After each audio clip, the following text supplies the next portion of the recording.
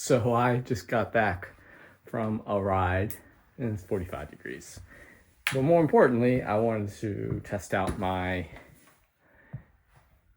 very vintage Bridgestone X Castelli wool jersey. And I'm a sucker for good advertising copy. And this jersey I've had for, I think I got it when I was, oh Lord, is it possible 86? But it was from the old school Grant Peterson Bridgestone catalog with Pineapple Bob and I forget her name, the awesome models for the Bridgestone catalog. And you know, I always forget I had this jersey, and it's only when I was going through some stuff in my old clothes bin to try to find clothes for me to ride in, since I gave Nate, my son, a ton of my old riding clothes because I'm a fair weather cyclist. I found this buried in the pile and like forgot about it. And I might have forgotten about it, but the moths did not forget about it. Or rather, I should say the moth eggs that I neglected to kill. So what I'm going to show you is some of the process that I finally adopted, aside from all of the washing that I did that apparently did not work because moth eggs are a pain. And oddly, it's only this jersey that they like. And I kind of half jokingly say this, but every single time I go to put this on over the years, I find holes. Not only do I find holes, sometimes I find a ton of holes. And I'm filming this after I've patched a bunch of holes. But true to what I just said is every time I put this on, I find new holes. I'm going to show you how I'm going to patch these holes in my sleeves. And there's one big one that I just did this go around. I don't know if you can see it, but you know, it's gonna get to the point where I'm gonna have to put patches on it because the hole's gonna be so big. But it's cool. And one of the cool features is, and I'll show you the shots from the catalog page, is that it has banana nut. Oh, my Varia is going off. Banana nut buttons, which is really cool. And what I love about this, the vintage aspect of this, is not only is it old school wool that moths seem to love, but it is the really high neck, which is super dope. At 45 degrees with the sun out, this was key. And as a side note, one of the cool things that I got over the years, and this was one of the things I had already stopped riding outside, but when I saw it, I had to have it because of this jersey, is the Gore Windstopper long sleeve base layer that I have. Can't remember where I got it from because not a lot of people carry Gore anymore, but I had to have it because it would be the perfect complement for this, because as warm as wool is, it's not windproof at all. And I can't show you. This has, show you my belly. It's got this windproof layer underneath, well, on top of the base layer, and it's long sleeve, and the wind barrier goes all the way down. So this was awesome today. Granted, it wasn't windy, but just, you know, riding at, you know, road speeds, it was great. And as I was rolling up my belly, this is the old school label. Of course, now it's upside down and backwards, but Castelli Rosat, made by Castelli for Bridgestone.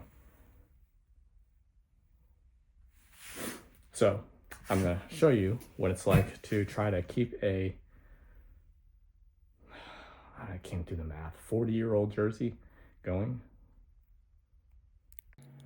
This is my last remaining Bridgestone catalog. This is from 1991. I had the 91, let's see, 92. I had the 92, 93, 94, but I think I sold them, believe it or not, years ago because I was just clearing out crap. And there was actually someone that wanted it, and I sold it to them. The those 92, 93, 94 editions were these beautiful, beautiful, beautiful catalogs. This is, as cool as this one is, the ones that came after this were super dope. Beautiful card stock, very, very vintage. But this is Karen. She's the main model. And this is just a wave of nostalgia. MB3, my friend Sean had one of those. MB Zip. But as you'll see in these, some of the models have, Gene has a wool jersey, Pineapple Bob, Q Factor. Grant Peterson was way ahead of the curve. Steel is real. That was the other cool thing about Grant. And Karen has the short sleeve version of my jersey. But yeah, this is a huge nostalgia. If you're a kid of a cyclist of the 80s, you know what this, hopefully you know what Bridgestone means. And this is probably my favorite shot, Pineapple Bob. Always wanted to be like Pineapple Bob. And there's Karen. Very, very, very cool. Kind of sad now they sold the catalogs, but that said, you can find PDFs online. And I'll share a link with that off of Sheldon Brown's website. Okay, so one of the things I never knew, or maybe I did and totally forgot, is to kill moth eggs. The best way to do it is to freeze it rather than on a wool sweater heating it up in hot water, which would cause it to shrink. And we don't want to do that. So that's my biggest tip if you're going to watch this video. Freeze your clothes to kill the moth eggs. Okay, so this is the process. And it's not that complicated because it's just sewing, but for most people, they don't know how to sew, and neither do I really, but it's kind of basic. And something like this, it's not heirloom, it's not tuxedo or whatever. It just needs to not fall apart. And I'm going to show you just some of the massive holes. This is the front of the jersey. This is one I did. It's actually, I repaired it yesterday. And I had repaired it before, and it just got bigger. Whether or not it was moths, it remains to be seen, but man, there's awful lot of holes. And to that, okay, so yesterday, like I said, I patched some holes. And here's another one. And whether or not I am just focused on the larger holes and just completely missed these little ones, oh, and found another hole in the ivory part. This one I kind of patch, kind of ghetto. But this is a fairly loose knit, as you can kind of see. Warm, and that's the air. Having it loose allows the air to act as the insulator, which is air is the best insulator known to man. But it is not windproof because it is so loose, and that's why that base layer is so handy. And as I was riding today, just showing you all of these various holes while I'm talking. While I was riding today, oh, and here's the label, not reversed and upside down. Made in Italy, Bridgestone Cycle.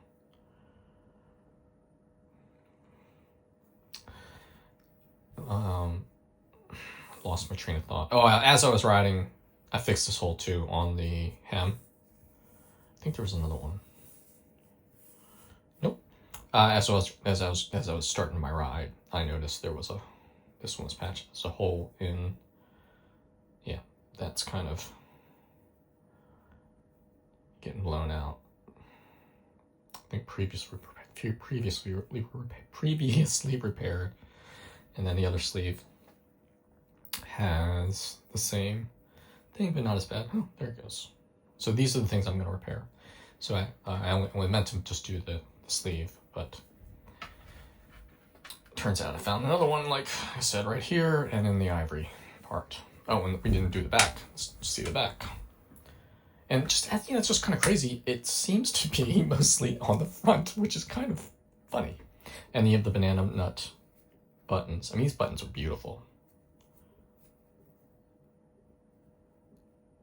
In the back. The one thing I will say about this jersey is it's very long. So with modern Lycra, since it's slick or smooth, the long back part, which is designed to keep your butt warm, just slides down your butt. So most cyclists don't have hips, though I have hips, but not that big of hips for a small Asian guy. It just kind of drapes down like a micro skirt. With old wool shorts, that wouldn't have been a problem because you had this kind of, because wool has this tactile quality that's going to create friction, and it's just kind of draped. I found this guy. I wanted to patch that so it doesn't get any bigger. But that is not from moths. That is just a seam that's coming undone. Yeah, so that's one of the cool warm qualities, that it's really long, so it covers your butt, but it on modern Lycra kind of comes down like a micro skirt. So I'm going to go start the process of sewing this, and what I've already done is, this is leftover from yesterday. The length is not that long, so it's not going to last that long. What you want to do is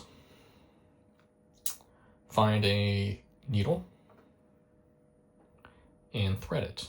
Let me show you how I do that.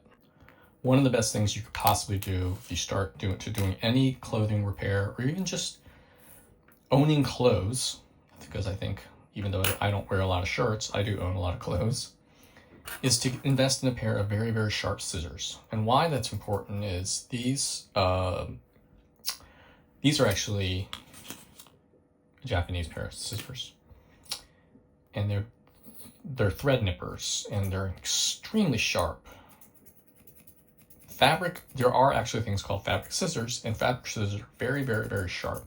And the idea behind that is when you make the cut on a thread, it's going to be really hard to show this. You want to make the cut, I don't think the macro capabilities of this is going to show it. You want to make the cut as clean as possible, because when you go to thread a needle, if it has any frays in it, on, like for instance, hairs, split ends, hairs, if it has any frays in it, and threads can have frays in it, it will make threading the needle really, really hard, because basically the threads within the thread kind of just are flared out, so it's barbed. If you have a microscope or a macro lens that works better than the one that's on the iPhone, you would see that this is a clean cut. And if it's not clean, well, then you just snip it off, and it just makes threading the needle that much easier. And having glasses, if your eyes are bad, I'm actually going to double thread this because I don't want to unthread it.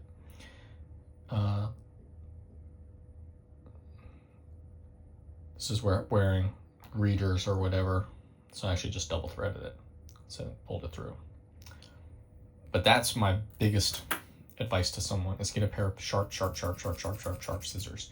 If you have crappy scissors like the ones I use for paper, the gap between basically the anvil is not tight enough tolerance, where this is very tight tolerance, and it'll cut clean. So one of the things you want to do is turn whatever, I'm going to 3D print something for Nate.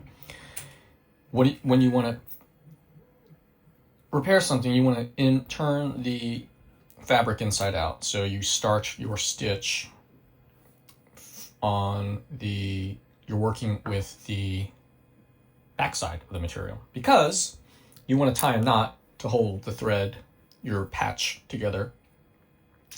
And let's just see, you want to figure out how to orient the patch or repair. In this case, I want to close the hole, and I'm finding I want to close the narrowest part. You want to figure out how badly damaged your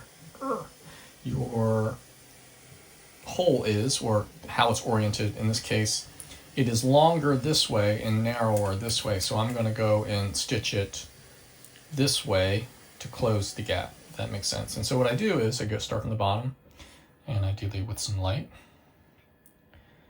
and I try to not go too wide to start the stitch, because that way, if you start it too wide, when you tighten the knot, it'll bunch, if that makes sense. It'll pucker.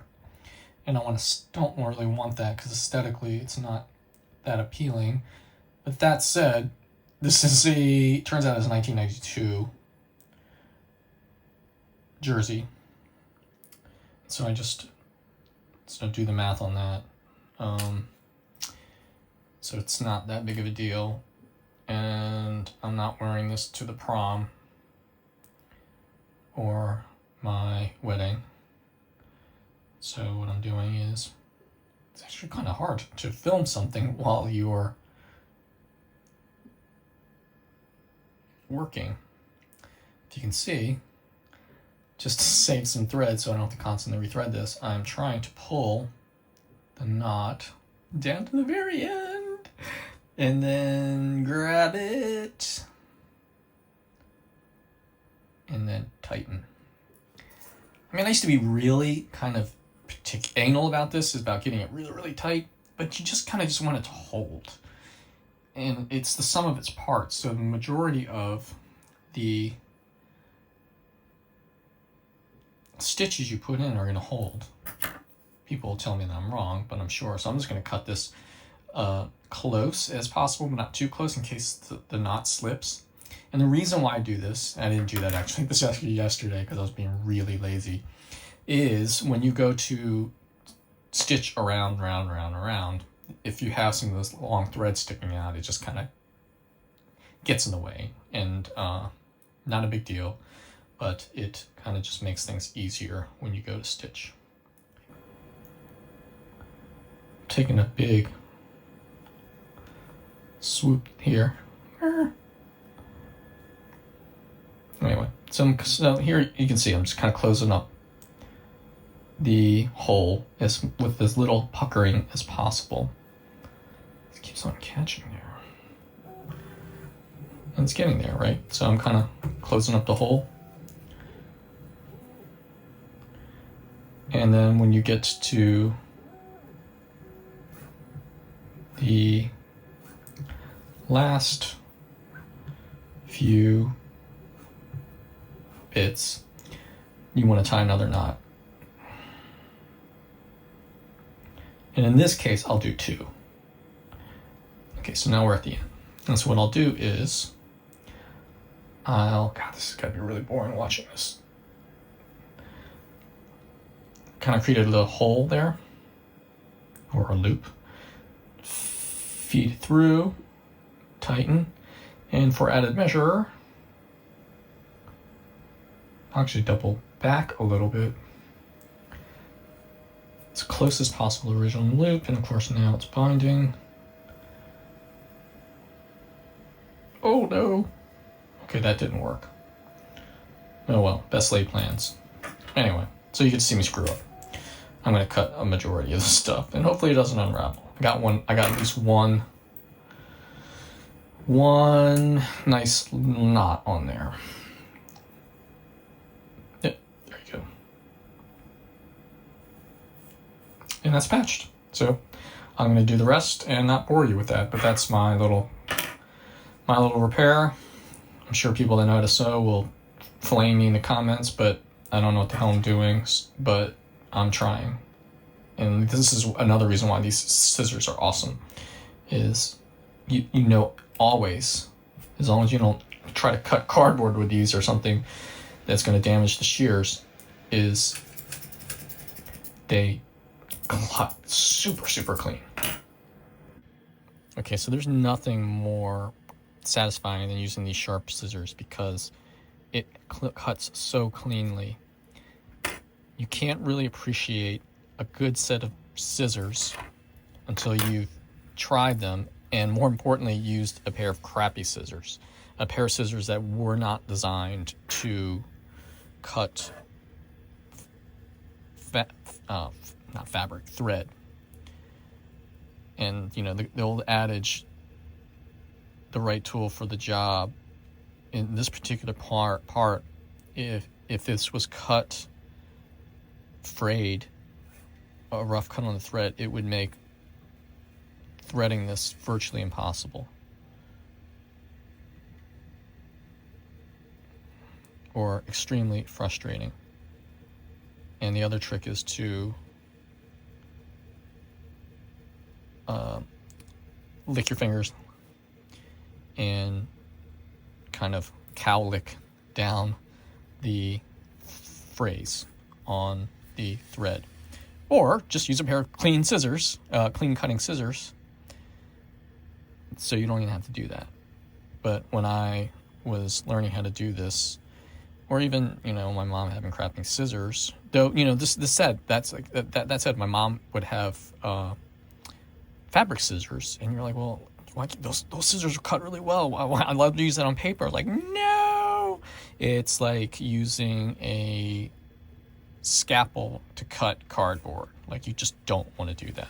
So invest in a pair of really nice fabric scissors. Don't use your crappy IKEA ones. Invest in a very good pair of fabric scissors, and more importantly, thread scissors. I think thread scissors are actually more important because most people aren't going to cut fabric. They're going to cut thread more than they're going to cut fabric. And these are absolutely invaluable.